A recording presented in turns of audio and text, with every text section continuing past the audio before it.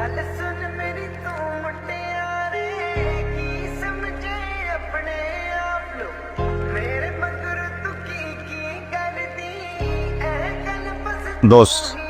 আমার নিজের ভালো লাগতেছে না, বুঝছিস? পুরো প্রিয় আমার গার্লফ্রেন্ড ম্যানেজ করে দে না। মানে কি গার্লফ্রেন্ড ম্যানেজ করা কি এমনি এমনি হয়ে যায়? যদি হইতো তাহলে তো আমারই থাকতো একটা। দোস্ত শোন, আমার পার্সোনাল এক্সপিরিয়েন্স বলে যার যার গার্লফ্রেন্ড তারই ম্যানেজ করে নিতাম। আমার না একটা মেয়ের কাছে এত কিছু চাওয়া পাওয়ার নাই। এভাবে আমার হাত ধরেও দাঁড়িয়ে থাকতে হবে না। শুধু আমি ওকে একটা মিস কল দিব, আমাকে একটা কল ব্যাক করবে, তারপর আমি ওকে জিজ্ঞেস করবো বাবু তুমি খাইছো? আমাকে বলবে হ্যাঁ বাবু খাইছি। পরে আমাকে জিজ্ঞেস করবে বাবু তুমি ঘুমাইছিলা? আমি হ্যাঁ বাবু ঘুমাইছি। বুঝছোস না, আমার তো এতটুকুই চাওয়া পাওয়া, তাই না? দেখ না একটা গার্লফ্রেন্ড ম্যানেজ করে দে না প্লিজ। আল্লাহ কি কিউট। এই তোমরা আমার সামনে এসব নাটক করবো না, বুঝছো? এমনি দেখতেছ আমি সিঙ্গেল একটা ছেলে, আমার মনে কষ্ট। আপন চল তো। লোলা দরজাল থেকে মাইয়া পাইছি না, কিন্তু একটা সমস্যা আছে। সমস্যা লিখেছে মায়ের বাসা তো মানিকগঞ্জ। আমার করে দে। হ্যালো, হ্যালো, আসসালামু আলাইকুম। ওয়ালাইকুম সালাম। আমার নাম সেতু, আপনার নাম প্রিয়া তাই না? আমি আমার বন্ধুর কাছ থেকে খবর নিচ্ছি, বুঝছেন? আসলে আমি যখনই জানতে পারছি যে আপনার নাম প্রিয়া, তখনই বুঝছি যে আপনার সাথে আমার কোনো একটা ঘটনা ঘটবে। প্রিয়া নামটার ভিতর না কেমন যেন একটা ব্যাপার আছে। আমার মনে হয় আমার আর আপনার খুব জমবে। আচ্ছা, আমার কিন্তু আপনাকে পছন্দ হয়েছে। আচ্ছা, আমাকে পছন্দ হচ্ছে তো? হ্যাঁ, আপনি তোমার নামটাই বলতে দিলেন না। কেমনে বলবো যে আপনার আমার পছন্দ হয়েছে কি হয় নাই? আপনার সাথে আমার কোনদিন দেখা হয়েছে? কোনদিন দেখছি আপনাকে? মানে দেখেন নাই। তাহলে কথা হয়েছে কোনোদিন? না তো। তাহলে পছন্দ হবে কি করে? আপনি মনে হয় একটু বেকুব আছেন, তাই না? হ্যাঁ একটু। আচ্ছা, আমি তত দেখুন দোকানে যাকি। এরকম বদমেজাজের ছেলের সাথে তুমি কথা বলবো না। আরে বদমেজাজ কখন দেখালাম আমি আপনাকে? বুঝলাম না তো বিষয়টা। এই যে শুরুর দিনই আপনার আমি একটু কথা বললাম, তাতে আপনার গায়ে লেগে গেল। এটা তো বদমেজাজের মানুষের লক্ষণ, তাই না? আমি কোনো বদমেজাজের ছেলের সাথে কথা বলবো না। আপনি মাইনাস পয়েন্ট আছে। মাইনাস ওয়ান মানে? কত মানে চেয়েছি? -5। ও এই সমস্যা নেই, ওরকম ক্লাস কম দিয়ে বুঝছেন।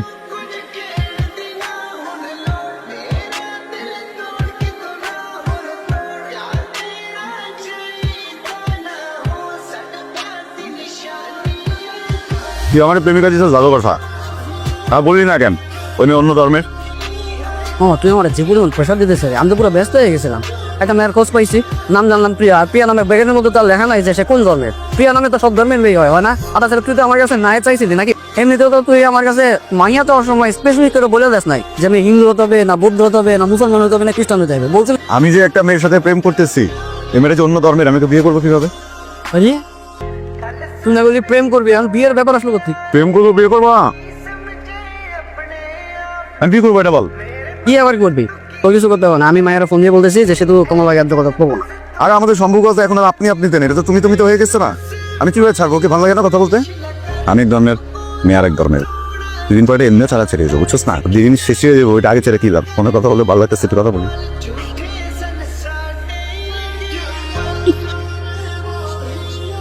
কি হয়েছে? এরকম করে পালাইছো কেন? কোনো সমস্যা? অনেকগুলো সমস্যা। প্রথম থেকে বলি, হ্যাঁ? সমস্যা নম্বর 1, আমি খুব লজ্জা পেয়ে দিচ্ছি।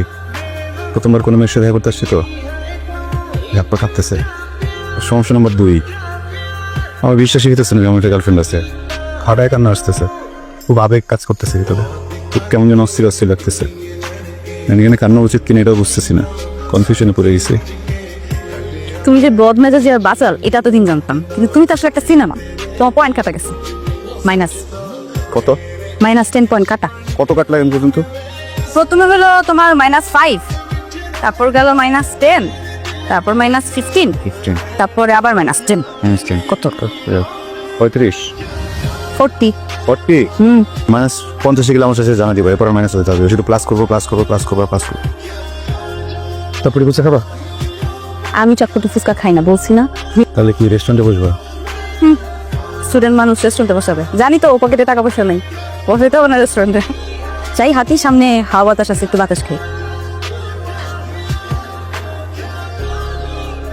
কি করতেছো? সরি।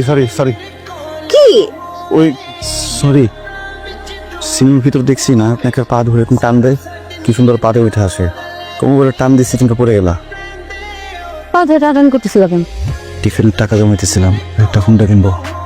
হঠাৎ করে যে তোমার সাথে দেখা হবে, প্রথমবার দেখা, পরে মনে হলো যে হুন্ডা তো কেনাই যাবে, সমস্যা নেই। প্রথম দেখা তো আর বারবার হবে না। আমি ওই টাকাটা দিয়া পরে যে একটা রূপার পায়েল বানিয়ে নিয়ে আসছি।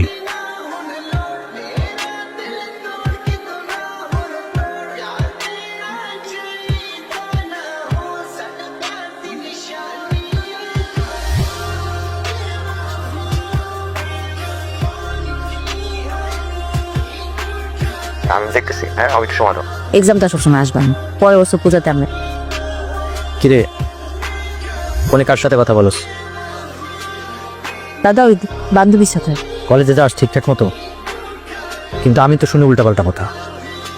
কার সাথে নাকি ঘুরে বেড়াস? কলেজে তোর ফ্রেন্ডস থাকতেই পারে, সেইটা যেন বান্ধবী পর্যন্তই থাকে। শোন রে মা, তুই তো বড় হইছস, ভালো মন্দ বুঝতে শিখছস, বিজ্ঞান হইছস। জীবনে এমন কোনো কাম করিস না যেন তোর বাবা আর উঁচু মাথা দানিসু হয়ে যায়। কিছু তোর প্রদীপ কাকা, ওর মায়াডা এক সারার লগে ভাইকে গেছে দেখে এখন পর্যন্ত ওর মন্দিরে ঢুকবার দেয় না। অথচ এই গ্রামের মানুষ আমার অনেক সম্মান করে, তারাই ভালোবেসে আমার এই মন্দিরের প্রধান বানাইছে। জীবনে এমন কোনো কাম করিস না রে মা, যেন আমি সমাজে মুখ দেখাইতে না পারি। আমি মইরা যাও মা। বান্ধবী এই হেল্পটা করতে হবে বান্ধবী। আমি কিন্তু বাসায় বলছি যে আমি পিকনিকে যেতেছি, তুই আসিস সাথে। হ্যাঁ, আমার ওর সাথে দেখা করাটা খুবই জরুরি, এটা যাইতেই হবে। খুব সাবধানে, একদম কাকটুক।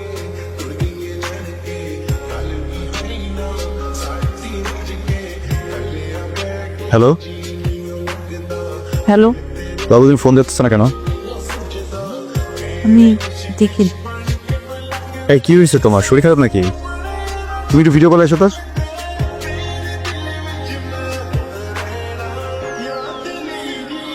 এই কি হয়েছে তোমার?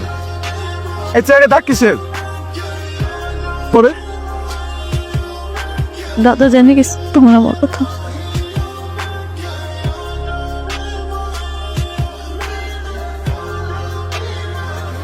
পরিবারের সম্মানের দিকে তাকায়া আমি চুপচাপ আছি।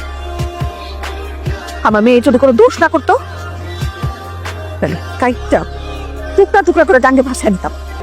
তোমার বোন যদি এরকম কোনো অনৈতিক সম্পর্ক করতো, তুমি ভাই হয়ে প্রতিবাদ করাতে, তোমার উপর যদি এরকম কেউ আচরণ করতো, তখন তোমার মা কি করতো?